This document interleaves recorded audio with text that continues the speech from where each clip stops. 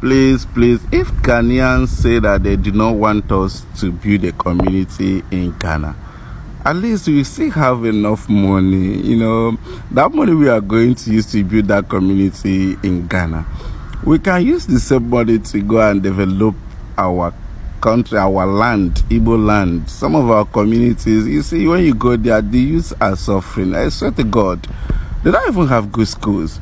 It's only few government schools that are there. And you know how government schools behave in Nigeria? They don't teach well. They don't even take care of the students. They don't care about the students. They don't care about the children.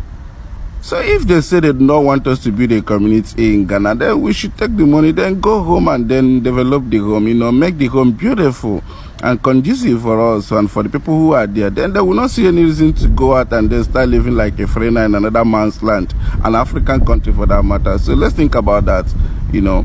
If they say no, then fine, I concur. If they say yes, let's go. But if they say no, no reason to debate over that. No reason. We just take our money and then go home and then develop our homes and then make it beautiful. At least then we also come and then feel like building something, like building a community in our own land. It is not a crime. It's not a crime. Viewers all over the world, my name is Chief Dr. Anekwe Obiora, CEO Oram Global Farms Limited. God bless you. All right, what we'll come to hear from you is about the bloggers, what they are saying concerning Igbo tradition and culture in Ghana.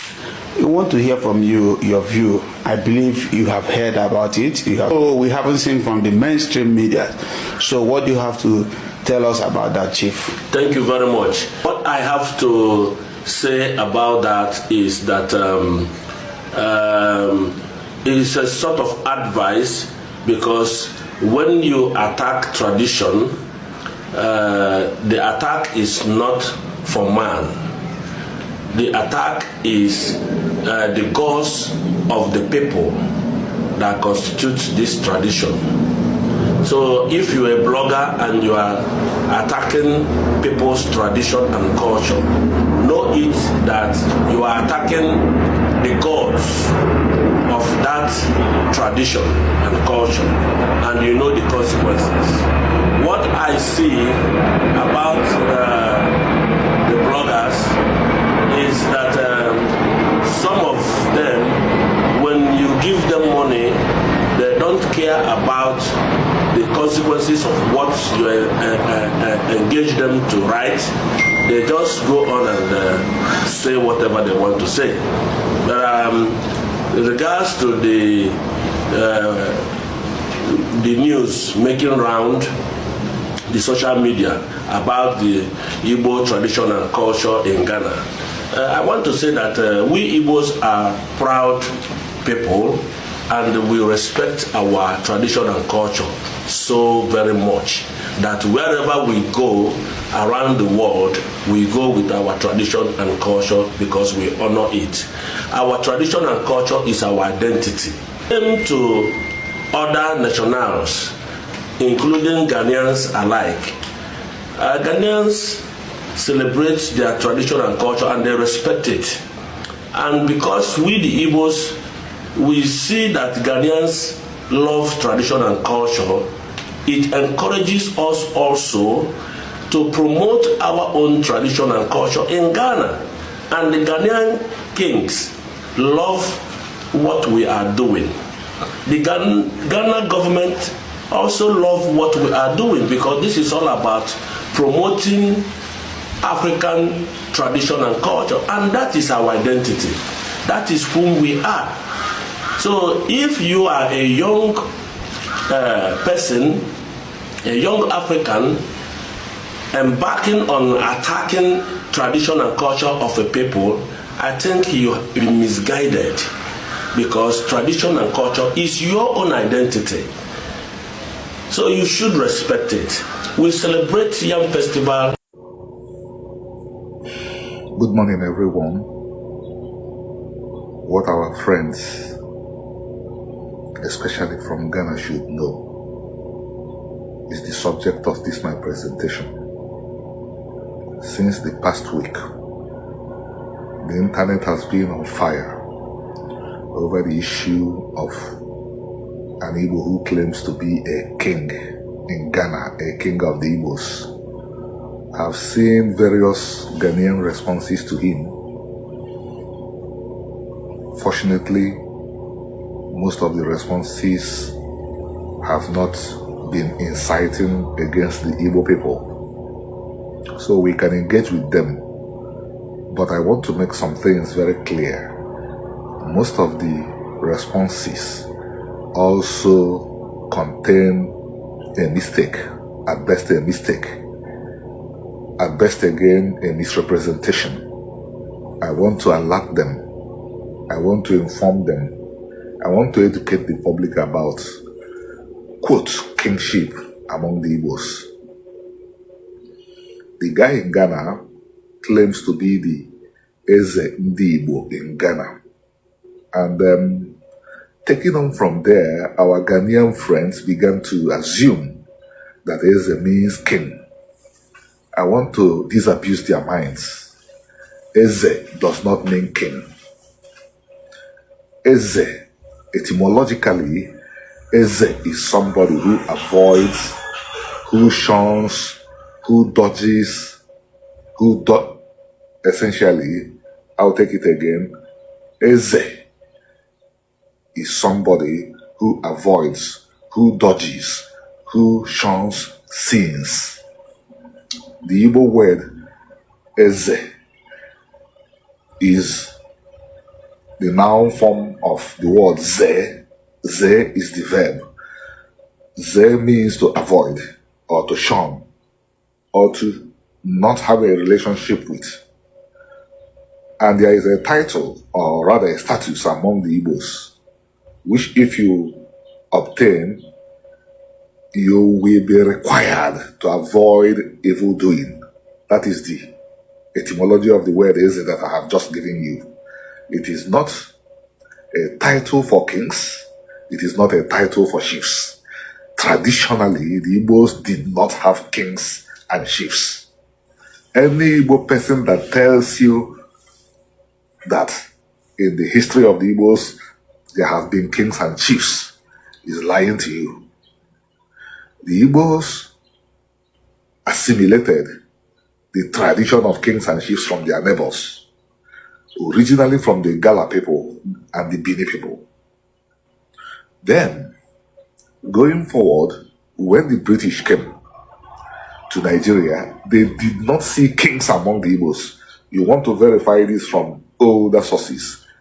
Go to Chinua Achebe's Things Fall Apart, Arrow of God. You know Chinua Achebe, the greatest writer that came out of Africa in the 20th century. When the Europeans came to Nigeria, when they approached the Yorubas, there were kings and emperors. When they approached the Fulanese and the Hausas and the rest of Nigerians, there were kings and emperors. But when they approached the Igbos, they said, "Where are your kings?" The Igbos said, "We do not have kings. Our kings are our elders and priests." So I will use this opportunity to illustrate, to talk about the traditions of authority among the Igbos. But before I get into this, I will conclude the area of this presentation that has to do with the Europeans.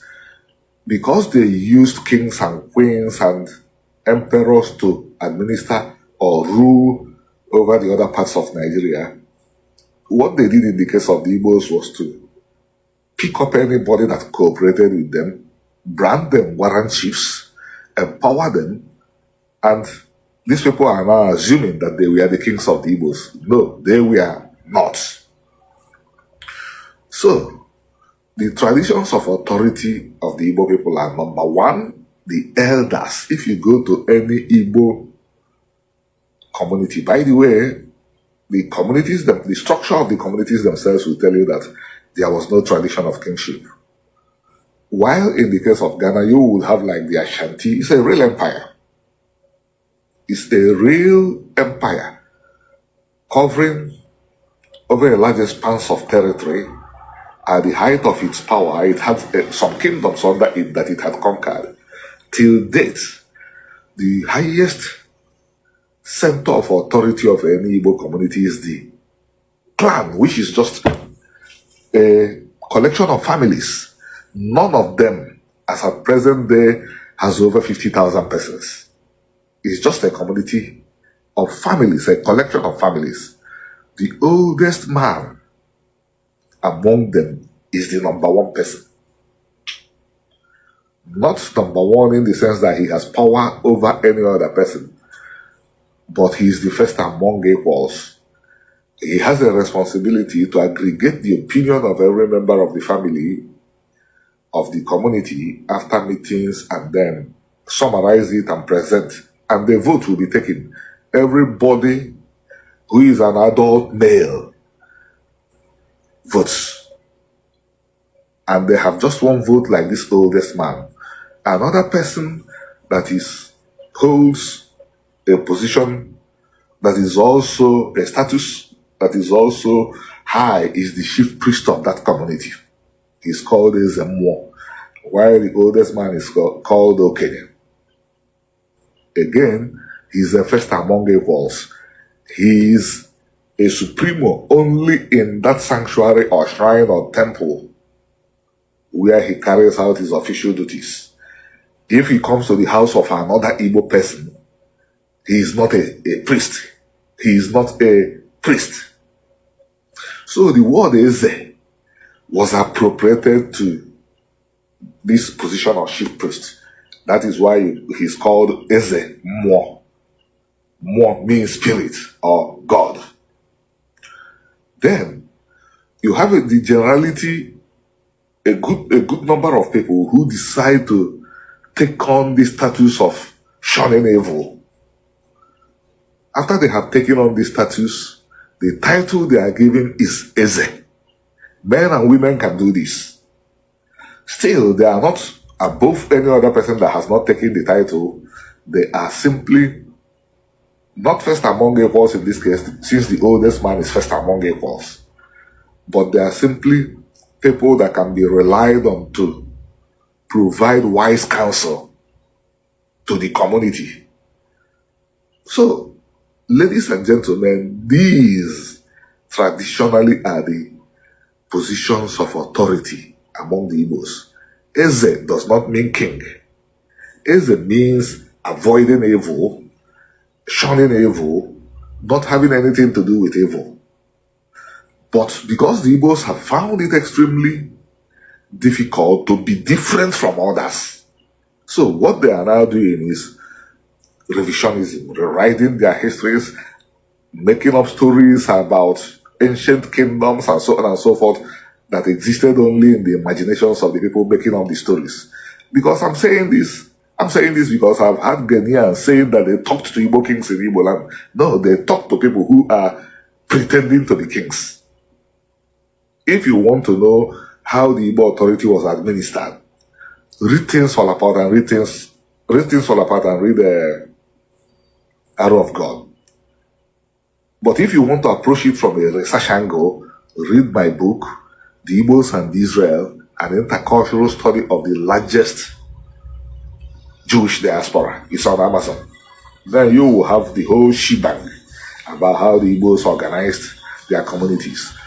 I will use this opportunity to appeal to our brother in Ghana.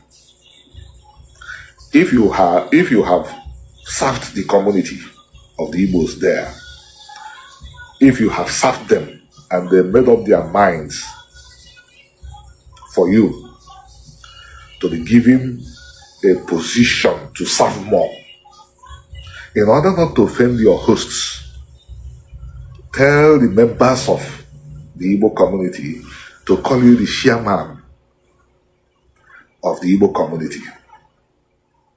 We cannot afford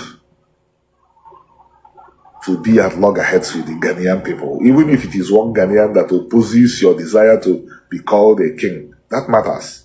The land is their own. And they have been hosts to the Igbo people. Let us respect that so that Ghana will not be among the places where we will say that the Igbo people were chased away. Thank you. I hope you take my counsel well. And at the same time, I appeal to our people of Ghana. The Igbos are not behind what's going on. It's a mistake by our brother. Treat him and treat the Igbo community with kindness. Have a good week. Our host nation is the Igbo people, the Igbo tribe. I'm not even ruling other Nigeria tribes, just the Igbos. And by the special grace of God, we respect the land. We submit to the authority of the land. I've lived in Ghana for many years. This is my 30 years in Ghana, in and out Ghana. Married a Ghanaian, also a queen mother from her community. And I have no criminal record in Ghana. I'm a genuine businessman. I have no criminal record in Ghana. I work so hard for daily bread. So you go and work so hard for daily bread, not sitting down behind the camera and blogging with fake information and fake and destruction of people's name. The recent establishment of a former Igbo community in Ghana has stirred strong reactions among Nigerians, with many expressing outrage, suspicion, and frustration. Critics, particularly from non-Igbo ethnic groups, argue that the move reflects a continued pattern of ethnic isolationism by the Igbos, even outside Nigeria. For these Nigerians, the idea of setting up what appears to be an Igbo enclave in another sovereign country is troubling. They believe it reinforces the perception that the Igbo people prioritize their ethnic identity over Nigerian unity. Some view it as a subtle continuation of the Biafran ideology, where ethnic self-rule is favored over national integration. There is also concern about how such developments might affect Nigeria's image abroad, especially in West Africa, where inter-country relations are sensitive. To these Nigerians, this move feels more like an ethnic stronghold than a cultural center, raising fears of division, marginalization, or even future political manipulation. However, from the Igbo perspective, the establishment of such a community is far from a political threat. It is an act of survival, unity, and cultural preservation in a foreign land. The Igbos, like many diasporic communities around the world, are known for creating support systems wherever they settle. This is no different from Indian communities in the UK, Chinese communities in the US, or even Yoruba groups in diaspora. The intent, they argue, is to foster brotherhood, assist new arrivals, promote business partnerships, and celebrate heritage, and not to isolate themselves or act independently of the Nigerian state. In fact, many Igbo leaders have emphasized that their loyalty to Nigeria remains intact and that the Ghanaian Igbo community operates with respect for both Ghanaian laws and Nigerian identity. Moreover, with the rising cost of living and instability in Nigeria, many Igbos have migrated to more stable countries, as this has even helped them in building an organized community that has been key to their success, peace of mind, and to cultural continuity. To them, being organized is not a crime, it's a strength. To bridge this growing divide, it is essential for Nigerians to understand that ethnicity and national identity can coexist without conflict. Forming communities abroad should not automatically be viewed as disloyalty to Nigeria. Instead of reacting with anger or suspicion, Nigerians should take the opportunity to study the Igbo model of diaspora resilience, how they organize, grow, and remain connected to their roots. Equally, the Igbo community must be careful in how it presents its activities to avoid misunderstanding or fueling ethnic tension. Unity in diversity is what has made other multi-ethnic nations thrive. Nigeria must embrace this same principle if it hopes to succeed as a modern, inclusive society, rather than allowing this Ghana Igbo situation to become another flashpoint for tribal animosity. It should be turned into a platform for national reflection and dialogue. What Nigeria needs now is not more division but understanding, an honest acknowledgement of our differences, and a collective commitment to harness them for the good of all. The Igbo community in Ghana is a mirror reflecting Nigeria's strengths and struggles. The response it receives will say much about the future of Nigerian unity. Well, if today is the first time visiting our channel, kindly like, share, and subscribe.